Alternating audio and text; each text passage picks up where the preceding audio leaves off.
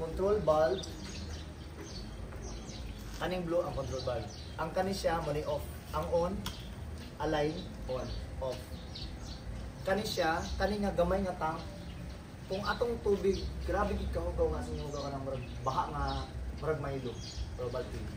Kinahanglan ta mag-chlorinate twice a month or thrice a month. Mag-chlorinate. Ang purpose sa chlorination, ang chlorination niya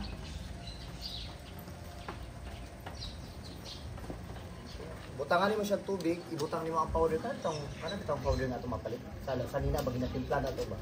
Kanang sunrox sa mana. Sana chlorine. Oh. Dili pwede sunrox?